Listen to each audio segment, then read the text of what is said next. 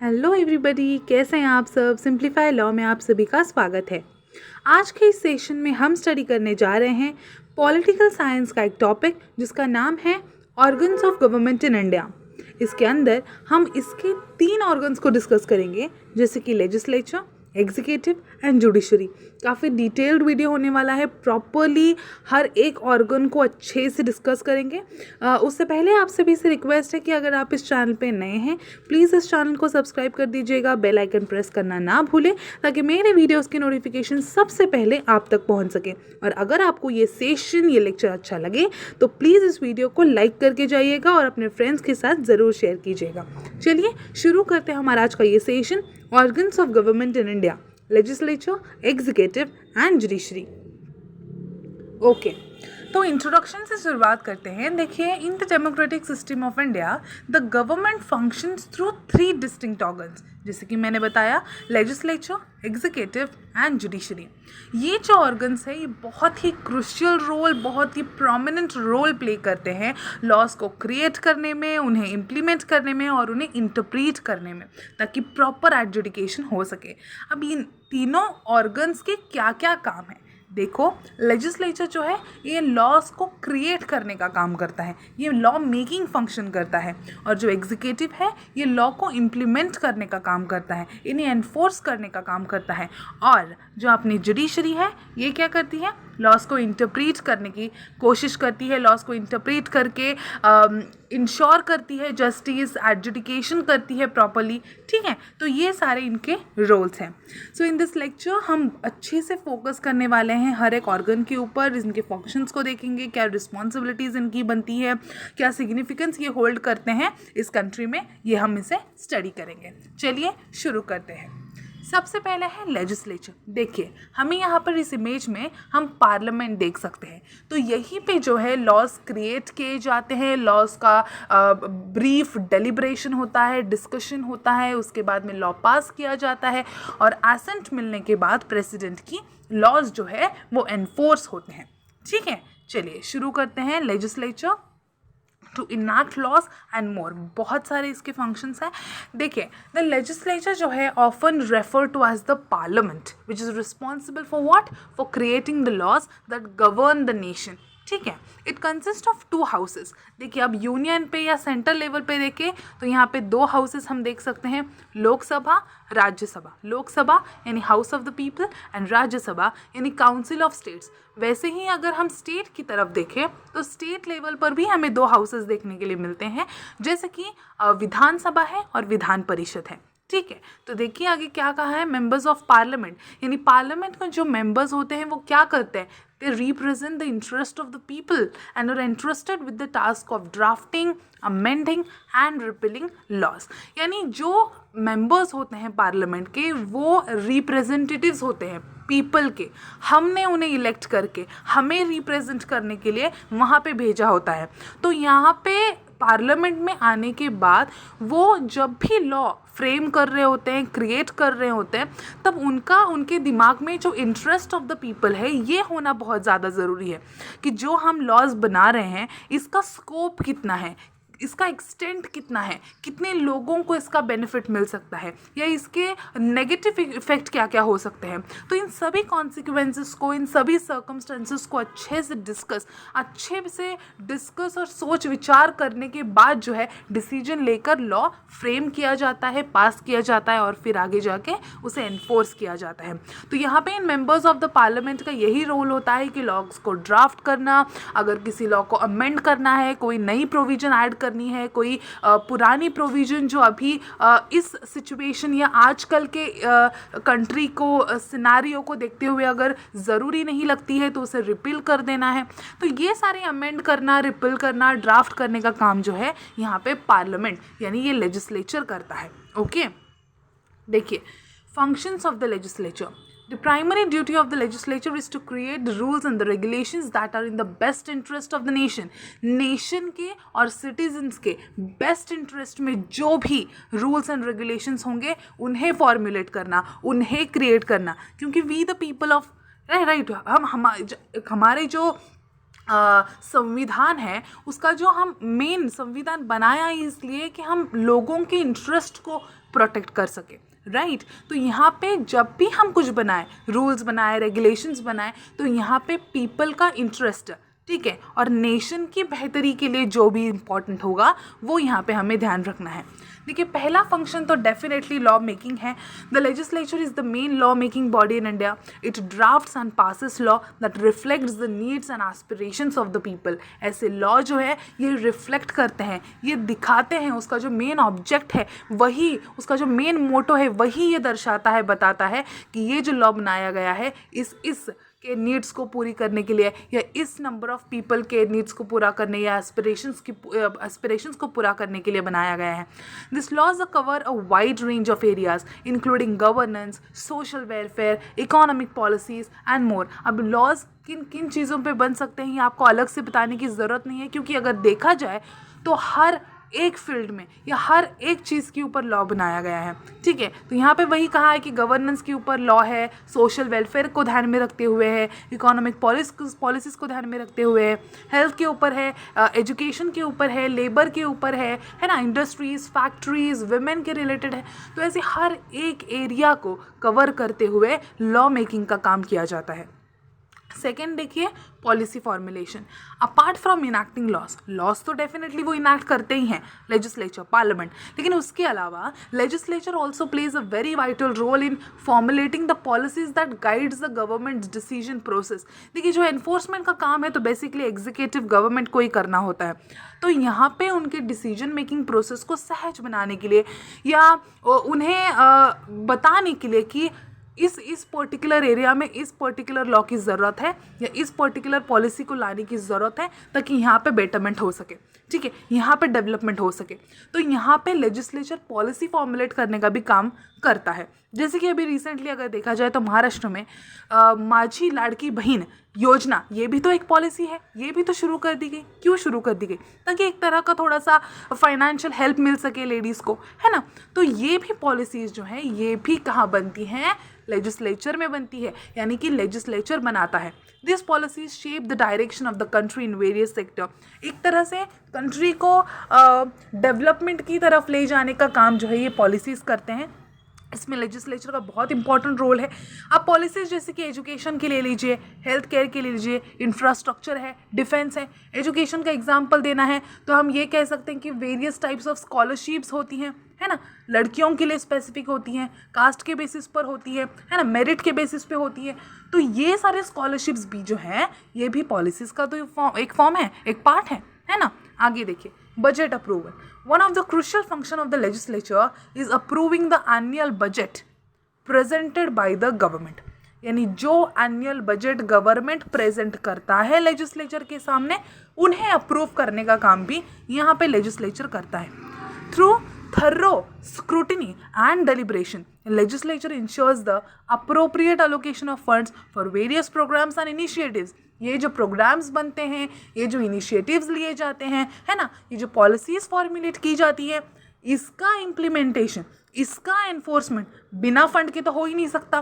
Fund release करना पड़ेगा। Fund कब रिलीज़ होगा? जब यहाँ पे उन्हें उनके एनुअल बजट को गवर्नमेंट के सैंक्शन मिलेगा, तभी ये फंड रिलीज़ होंगे और तभी उन फंड्स का इस्तेमाल ये इन सभी चीज़ों के लिए कर पाएंगे। इंपॉर्टेंस ऑफ द लेजिस्लेचर देखिए, This legislature holds immense significance in a democratic system. It acts as the voice of the people. Basically, legislature जो है ये लोगों की, ये समाज की, सोसाइटी की आवाज़ का काम करता है, क्योंकि वहाँ पे जो लोग हमने भेजे हुए हैं, हम हर एक इंसान तो वहाँ पे नहीं जा सकता, हर एक इंसान तो अपनी आवाज़ नहीं सामने रख सकता है। तो उसके लिए एक रिप्रेजेंटेटिव होना बहुत ज़रूरी है, जो पीपल को रिप्रेजेंट कर सके, जो हम सब की तरफ से वहाँ पे जाके बात कर सके। तो इसीलिए ये पार्लियामेंट बनाया गया, इसीलिए ये जो स्टेट लेजिस्लेचर है ये बनाया गया, ताकि हम सबको रिप्रेजेंट करते हुए हमारी आवाज़ बनकर हमारे मुद्दों को, हमारे डिमांड्स को, हमारे इंटरेस्ट को वो सामने रख सके और उसे एक्सेप्टेंस मिलाकर इस जो है इन्फोर्समेंट की काम कर सके, ठीक है। The legislatures ensures that the government remains accountable to the citizens by providing a platform for discussion, debate and scrutiny of policies and laws। अब देखिए, अगर कोई भी चीज़ की पावर करने के लिए अगर हम किसी को दे दें और वो सुप्रीम हो, उसे रोकने वाला, टोकने वाला, रेस्ट्रिक्ट करने वाला, लिमिट करने वाला अगर कोई नहीं हो तो क्या हो जाएगा? क्या हो जाएगा? मोनार्की आ जाएगी ना। उसके हाथ में पूरी सुप्रीम पावर होगी, तो उसे वो अपनी पावर को किसी भी तरह से इलीगली किसी भी तरह से इस्तेमाल कर सकता है। So it's not right. तो यहाँ पे क्या ज़रूरी है? वो जो गवर्नमेंट है वो अकाउंटेबल होना ज़रूरी है, वो रिस्पॉन्सिबल होना ज़रूरी है।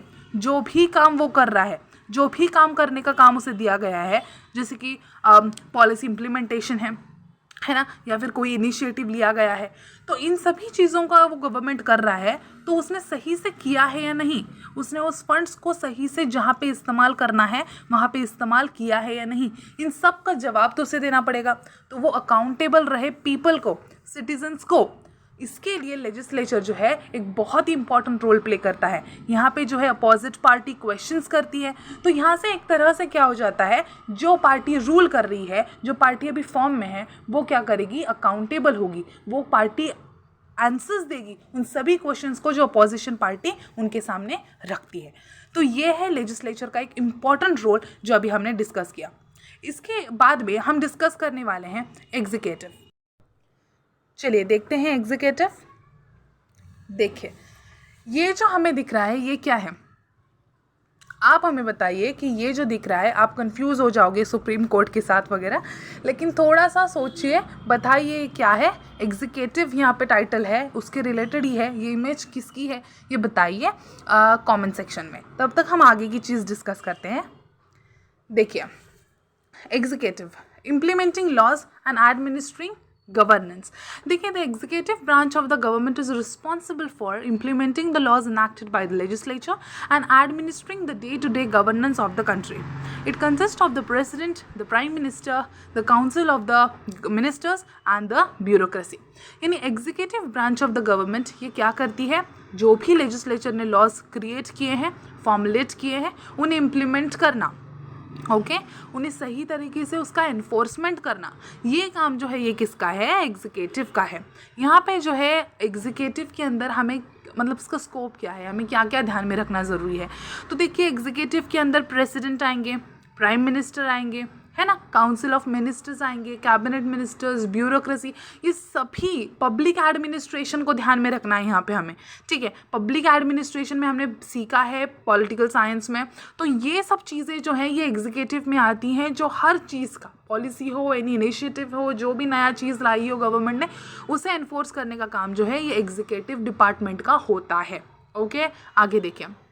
The very first function is the law enforcement. As I said before, the executive branch is responsible for enforcing the laws passed by the legislature. ये इंश्योर करता है कि laws जो है effectively implement हो सके and that the individuals and the organizations adhere to them. यानी जो भी laws implement किए गए हैं यहाँ पे organizations को, individual को, हर एक person को यहाँ पे उसे obey करना पड़ेगा, उसे abide रहना होगा उससे और उसे follow करना पड़ेगा, right? आगे देखिए, policy implementation, executive branch executes the policy formulated by the legislature. जो भी पॉलिसी लेजिस्लेचर ने यहाँ पे क्रिएट की है, बनाई है, उसे एग्जीक्यूट करने का काम एग्जीक्यूटिव करता है। It translates the policies into action plans and overseas the implementation across various government department. तो ये क्या करता है? पॉलिसी को एक्शन में लाता है और ओवरसी करता है, यानी कि उस पर सुपरवाइजेशन करता है, सुपरवाइज करता है कि जो भी हमने यहाँ पे एनफोर्स किया है, इम्प्लीमेंट किया है, ये अच्छे से काम कर रहा है या नहीं, सारे गवर्नमेंट डिपार्टमेंट इसे अच्छे से फॉलो कर रहे हैं नहीं, अच्छे से उसे इम्प्लीमेंट करने का हर एक पर्सन को उसके बारे में जानकारी हो, अवेयर करने का कोशिश कर रहे हैं नहीं, इसकी सारी जो जिम्मेदारी है, रिस्पॉन्सिबिलिटी है, ये एग्जीक्यूटिव की होती है। थर्ड है administration. The executive branch is responsible for the day to day administration of the country. ठीक है, कंट्री में जो भी एडमिनिस्ट्रेशन चल रहा है, चाहे जिस भी चीज़ का हो, डे टू डे उसका फॉलोअप करना, उसे अपडेटेड रहना, ये सारा काम जो है एडमिनिस्ट्रेशन यानी एग्जीक्यूटिव करता है। It manages the public services, public services को मैनेज करना, लॉ एंड ऑर्डर को मेंटेन करना और गवर्नमेंट एजेंसी प्रॉपरली फंक्शन कर रही है नहीं, इसके ऊपर चेक बनाए रखना, इसके ऊपर सुपरवाइज करना, ये सारा काम जो है ये एग्जीक्यूटिव डिपार्टमेंट का है। ओके, आगे बढ़ते हैं। देखिए, importance of the executive. The executive branch plays a crucial role in the functioning of the government. It ensures the efficient implementation of the laws and the policies, maintains law and order and provides essential services to the citizens. यानी देखिए, सिर्फ create हो गए और गायब हो गए, loss create हो गए, फॉर्मुलेट हो गए और गायब हो गए, वैनिश हो गए, पीछे रह गए, ऐसा तो नहीं चलेगा. अगर लॉ फॉर्मुलेट हुआ है तो उसे प्रॉपरली इम्प्लीमेंट करना और उसका फ़ायदा जो है ज़्यादा से ज़्यादा लोग उठा सके, इसकी जो जिम्मेदारी है उठाना, ये भी तो एक रिस्पॉन्सिबिलिटी, एक प्राइम मोटो या प्राइम ड्यूटी होनी चाहिए. तो ये जो ड्यूटी है ये कौन निभाता है? एग्जीक्यूटिव निभाता है. एग्जीक्यूटिव ब्रांच रिस्पॉन्सिबल है या फिर एक ऐसी ड्यूटी निभाता है जिसमें वो ध्यान रखता है कि स्मूथ फंक्शनिंग हो सके गवर्नमेंट मशीनरी की, और जो है अकाउंटेबल रहता है for the effective governance of the country. यहाँ पे एग्जीक्यूटिव को भी हर एक चीज़ का जवाब देना पड़ता है. राइट, आगे देखें. जुडिशरी ये क्या है? ये सुप्रीम कोर्ट है. राइट, सुप्रीम कोर्ट है. जो उससे पहले हमने देखा था वो क्या था, आप बताओगे कमेंट सेक्शन में. चलिए आगे बढ़ते हैं. Judiciary interpreting laws and preserve justice. ये देखिए, judiciary is the third organ of the government and is responsible for interpreting the laws enacted by the legislature and ensuring their fair and just application. देखिए, अब जो भी laws create होते हैं, formulate होते हैं, तो ये हर एक इंसान को, हर एक पर्सन को समझ आए, इट्स नॉट पॉसिबल. ओके, होते हैं, समझ आ सकते हैं, बट ऐसा नहीं है कि हर एक समझ पाए.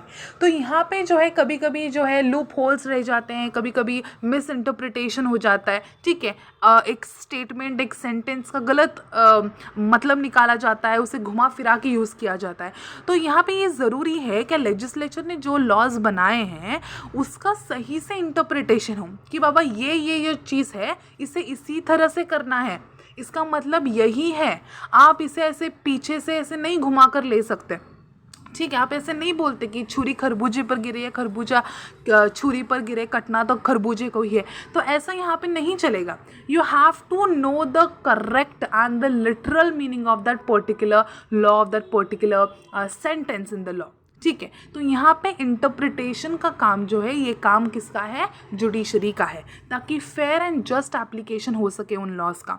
It act as a guardian of the constitution and safeguards the rights and the liberties of the citizens. ठीक है, तो कॉन्स्टिट्यूशन का गार्डियन है, कॉन्स्टिट्यूशन को संभालने का, प्रोटेक्ट, प्रिजर्व करने का काम जो है ये हमारे जुडिशरी का है. और साथ ही में लोगों के फंडामेंटल राइट्स जो हैं, उनकी लिबर्टीज़ को भी प्रोटेक्ट करने का काम हमारी जुडिशरी करती है.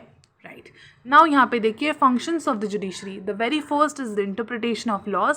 जुडिशरी लॉज को इंटरप्रेट करती है, जो भी लॉज इनैक्ट किए गए हैं by the legislature, for what? To ensure the proper application. It resolves any ambiguity और conflict in the interpretation of the laws. Laws में भी तो इंटरप्रिटेशन हो सकता है, जैसे कि मैंने अभी कहा, गलत मीनिंग निकाला जा सकता है. तो यहाँ पे अगर किसी तरह की एम्बिगिटी है, किसी सेंटेंस को लेकर, किसी प्रोविजन या किसी वर्ड को लेकर, है ना, यहाँ पे किसी तरह का कॉन्फ्लिक्ट है, कई बार में, शाल, है ना, इसमें भी बहुत ज़्यादा कन्फ्यूजन हो जाता है. जो एडवोकेट्स हैं या फिर जो भी हैं, अपने केस के हिसाब से हमें हमारे फेवर में कैसे केस आए, इस हिसाब से भी थोड़ा सा ऐसे टिल्ट करके उस प्रोविज़न को अपने हिसाब से मोड़ने की कोशिश करते हैं. तो यहाँ पे अगर ऐसी किसी तरह की एम्बिगिटी, ऐसे किसी तरह का कॉन्फ्लिक्ट क्रिएट हो जाए, तो इसे रिजॉल्व करने के लिए, क्लैरिटी प्रोवाइड करने के लिए ना, जुडिशरी लॉज को इंटरप्रेट करती है. Dispute resolution. Judiciary act as a neutral arbiter in resolving disputes between the individuals, organisations और द गवर्नमेंट. कई बार सिर्फ प्राइवेट इंडिविजुअल्स के बीच में ही नहीं, बल्कि गवर्नमेंट और इंडिविजुअल के बीच में, ऑर्गेनाइजेशन एंड गवर्नमेंट के बीच में भी कॉन्फ्लिक्ट क्रिएट हो जाता है, डिस्प्यूट क्रिएट हो जाता है, चाहे लैंड मैटर हो, चाहे कोई भी मैटर हो. ठीक है, तो ऐसे डिस्प्यूट्स को रिजॉल्व करने के लिए भी judiciary plays a very vital role. It ensures that the justice is served and that rights of all the parties involved are protected. ऐसा नहीं है कि किसी एक बाजू से या फिर किसी एक साइड पे जुडिशरी टिल्ट करेगी. नो, जुडिशरी यहाँ पे न्यूट्रल रोल प्ले करती है, एज अ न्यूट्रल आर्बिट्रेटर काम करती है. यहाँ पे फेयर तरीके से जो है डिस्प्यूट रिजॉल्व करके सभी पार्टीज, जो भी जितने भी इन्वॉल्व हैं, जो भी इंडिविजुअल्स इन्वॉल्व हैं मैटर में, उन सभी को राइट्स प्रोटेक्ट हो सके, किसी के साथ इनजस्टिस ना हो, इसका ध्यान जो है जुडिशरी रखती है. आगे देखिए constitutional review, judiciary has the power of judicial review. Judicial review आपको पता ही होगा, अगर नहीं पता है तो इसकी इन्फॉर्मेशन निकालिए, हम भी उसके ऊपर वीडियो डेफिनेटली डालेंगे। जुडिशियल रिव्यू का स्कोप बहुत ज़्यादा है। जुडिशियल रिव्यू को जिस तरह से समझा जाए ना, like it's very interesting and it's very important topic of the, हम कह सकते हैं in this law, राइट। तो जुडिशरी जो है उसके पास पावर है जुडिशियल रिव्यू की, जो क्या करता है, it allows its to examine the constitutionality of laws and government action, यानी कि जो लॉ बने गए हैं या ठीक है, जो लॉ के अंदर का प्रोविजन है, एवरी सिंगल प्रोविजन का जुडिशियल रिव्यू हो सकता है हर गवर्नमेंट एक्शन की, ठीक है। हर गवर्नमेंट एक्शन को चेक किया जा सकता है कि भाई ये जो एक्शन है गवर्नमेंट की, क्या ये कॉन्स्टिट्यूशनली वैलिड है, क्या इसे कॉन्स्टिट्यूशन ने मान्यता दी है। तो इन सभी चीज़ों को ना देखा जाता है। It ensures that laws and actions are in accordance with the provisions of the constitution, यानी कि जो भी गवर्नमेंट एक्शन ले रहा है, जो भी लॉज फॉर्मुलेट हो रहे हैं, इम्प्लीमेंट हो रहे हैं, वो सभी कॉन्स्टिट्यूशन के दायरे में रह के हो रहे हैं, ये देखने का काम यहाँ पे जुडिशरी करता है। So it's very important. देखा जाए तो कोई किसी से सुपेरियर नहीं है। Legislative, executive and the judiciary, तीनों ऑर्गन्स प्रोमिनेंट है, तीनों very important, plays very vital role in the administration of the government in India. तो यहाँ पे तीनों जो है अपना अपना काम बहुत बेहतरीन तरीके से निभा रहे हैं। इट्स वेरी इंपॉर्टेंट कि एक दूसरे में ना इंटरफियर कर सके, बट इतना वाटर टाइप कंपार्टमेंट तो नहीं हो सकता है। हर एक ऑर्गन को दूसरे ऑर्गन की ज़रूरत पड़ती है और थोड़ा सा इंटरफियरेंस हो जाता है। तो ये था हमारा जुडिशरी। इसका इंपॉर्टेंस देख लेते हैं इन जिस्ट फॉर्म कि जुडिशरी एक इसेंशियल पिलर है डेमोक्रेसी का, एक चेक सर्व करता है on the other two organs of the government. Legislature के लॉज के ऊपर भी, गवर्नमेंट के एक्शंस के ऊपर भी एक चेक, एक सुपरविजन डालने का काम करता है judiciary. It safeguards the rights and freedoms of the citizens, ठीक है। रूल ऑफ लॉ को अपहोल्ड करता है, जस्टिस इंश्योर करता है कि हर एक इंसान को ना जस्टिस मिले और किसी के साथ इनजस्टिस ना हो। Judiciary's independence and impartiality are crucial for maintaining a just and fair society. हम कहते हैं ना, it's like very important to have a fair justice और फेयर डिसीजन होना बहुत ज़्यादा ज़रूरी है। तो यहाँ पे इस चीज़ के लिए ना जुडिशरी का इंडिपेंडेंट रहना, जुडिशरी के डिसीजन के बीच में ना किसी भी तरह का इंटरफेरेंस नहीं होना चाहिए। तभी क्या होगा, एक जस्ट एंड फेयर सोसाइटी भी क्रिएट हो सकेगी और जस्ट एंड फेयर जो है डिसीजन भी लिया जाएगा जो किसी से इन्फ्लुएंस ना हो, ठीक है, किसी के दबाव में आकर लिया ना गया हो। तो इन सभी चीज़ों को ध्यान से समझने की बहुत ज़्यादा ज़रूरत है। आई होप आपको समझ आया होगा कि ये क्या था, ये हर एक ऑर्गन का क्या रोल है, ठीक है। तो जो इमेज हमारी छूट गई थी, जिससे मैंने कहा था कि आप बताइए कमेंट सेक्शन में क्या है, तो मैं बता देती हूँ जाते जाते, वो राष्ट्रपति भवन है, ठीक है। तो अगर किसी ने सही गेस किया है तो कॉन्ग्रेचुलेशंस, गलत गेस किया है तो अपनी नॉलेज अपडेट कर दीजिए। और अगर आपको ये वीडियो अच्छा लगा हो प्लीज़ लाइक कीजिए, शेयर करिए अपने फ्रेंड्स के साथ। और भी कोई टॉपिक पे वीडियो चाहिए हो प्लीज़ बताइएगा, डाउट कमेंट सेक्शन में ज़रूर डालना। थोड़ा सा स्केड्यूल जो है मेरा बिजी चल रहा है राइट नाउ, तो इसलिए थोड़े से लेट वीडियोज़ अपलोड हो रहे हैं, but still I am trying to upload the videos आज, लाइक जितने हो सके उतना।